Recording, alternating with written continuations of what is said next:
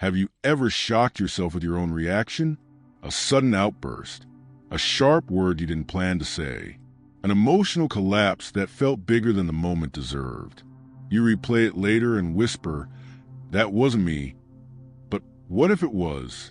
What if the part of you that reacts when you're tired, the part that lashes out when you feel unseen, the part that feels hollow when you say, "I'm fine"? What if that part isn't broken? What if it's been silenced for too long? Carl Jung believed that most of what controls our lives does not live in our awareness. It lives beneath it. He called it the shadow. Not evil, not sinful, but unlived. Everything you were told not to be. Everything you hid to be loved. Everything you buried to survive. And here's the truth most people never hear. You cannot control what you refuse to acknowledge.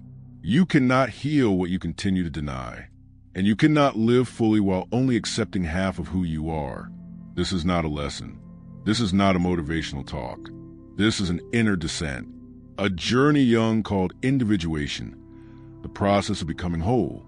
So stay with me. And if something inside you feels quietly recognized right now, that's not coincidence. That's the part of you that's ready.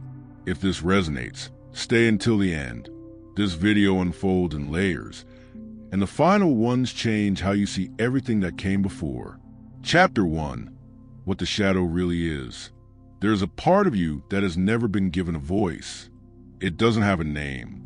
It doesn't announce itself politely, but it reveals itself in moments when you act against your values.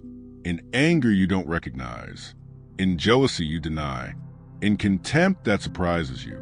Jung called this part the psychological shadow, not because it is dark by nature, but because it has been pushed into darkness. From childhood, you learned what was acceptable. You were rewarded for being calm, praised for being agreeable, loved when you were quiet, helpful, and emotionally convenient. And slowly, subtly, you learned some emotions threaten belonging. So you hid them, not consciously, but instinctively. Anger became dangerous. Need became shameful. Desire became selfish. But the psyche does not delete anything. What you suppress does not disappear. It waits. Imagine your mind as a beautifully designed control room.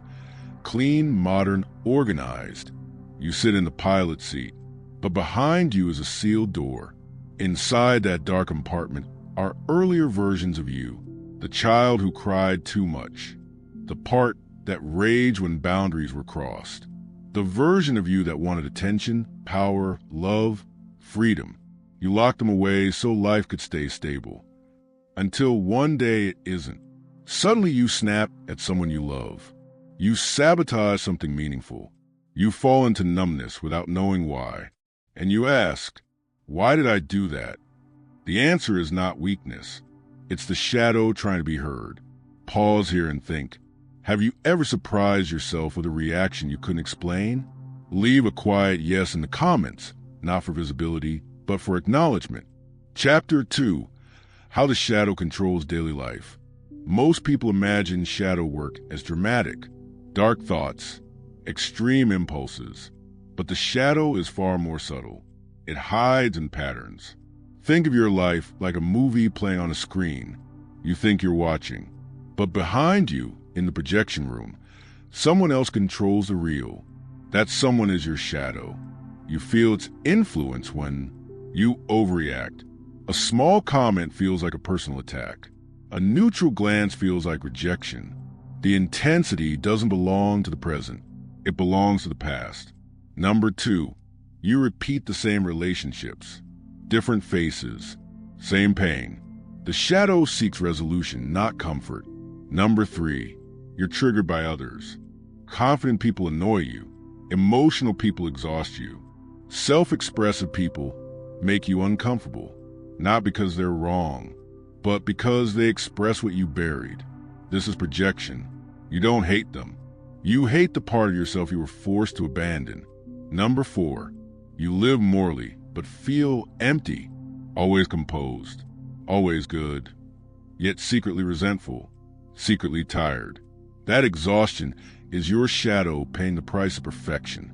Number 5, you self-sabotage. When things go well, something inside resists, because the life you're building has no room for the parts you excluded. Number 6, you feel hollow when alone.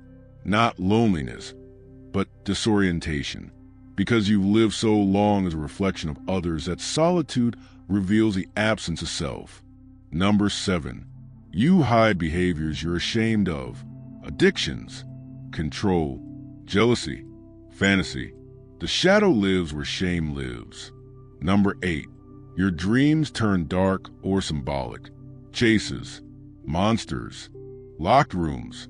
Jung believed dreams were the shadow's most honest language. A gentle reminder, awareness is not judgment. It's the beginning of freedom. Chapter 3, the persona, the beautiful prison. If the shadow is what you hide, the persona is what you perform. It's the mask you wear to survive. The good child, the strong woman, the dependable one, the spiritual one. Jung described the persona as a compromise between the individual and society. It's not fake, it's functional. But when you forget it's a mask, it becomes a cage. You stop asking what you feel and start asking what's expected. You don't say what's true, you say what's appropriate. And over time, you forget the difference. This is why role burnout feels like emptiness, not stress. You're not tired of life, you're tired of performing. The more polished the persona, the more dangerous the shadow becomes. Because eventually, what you suppress will demand expression, not to destroy you, but to rescue you from an identity that no longer fits. If this feels familiar, subscribe to the Mind Kit. This channel exists for those unlearning who they had to be. Chapter 4, Confrontation, Meeting the Shadow. Facing the shadow is not poetic. It's uncomfortable. It begins with something deceptively simple. Naming what you actually feel. Not what you should feel. Not what looks mature. But what's real. I'm jealous. I'm angry. I feel insignificant. Jung called this making the unconscious conscious. And he warned, until you do, it will direct your life, and you will call it fate. Confrontation is not fixing. It's listening without flinching.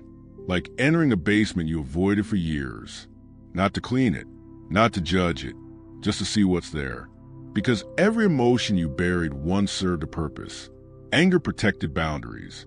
Jealousy revealed desire. Sadness signaled loss.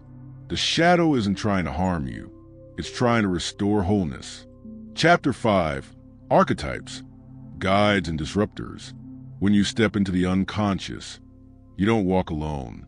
You meet archetypes, ancient patterns that shape human experience. The anima/animus, your buried emotional or assertive self. Ignored, it appears as obsession or rigidity. Integrated, it becomes intuition and inner balance. The trickster, the ego's test. He whispers, you're healed now, and then humbles you, not to punish, but to prevent spiritual arrogance. The self, not perfection, but integration, the place where opposites coexist. When people say, I can't live this life anymore, that's the self calling. Reminder, this is ancient work. You're not broken, you're remembering. Chapter 6, Transformation, from emotion to creation. When the shadow is integrated, life doesn't become easier, it becomes real. Anxiety transforms into clarity. Anger becomes assertion. Sensitivity becomes empathy. This is what Jung called the transcendent function. The psyche's ability to turn conflict into wisdom. You stop being ruled by emotions and start being informed by them. Relationships change. You no longer love to escape loneliness. You love to share presence. You stop proving. You stop performing. And a quiet freedom appears. Not because pain is gone, but because nothing inside you is exiled anymore. Chapter 7, Practices for Daily Integration. This journey is lived, not understood. 1. Reflective journaling. Write what you don't want to admit. Truth weakens the shadow's grip. 2. Pause before reacting.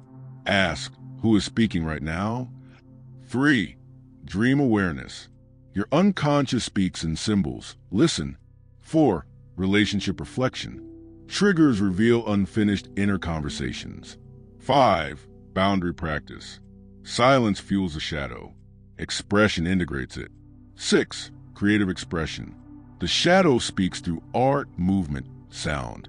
Creation is safe integration. If this journey resonates, comment, "I won't turn away anymore." Not for us, for you. Finally, the forest metaphor. You are not a broken machine. You are a living forest. Light gives clarity. Darkness gives depth. And wholeness requires both. You don't need to rush. You don't need to master this. You only need one promise. I will not abandon myself again.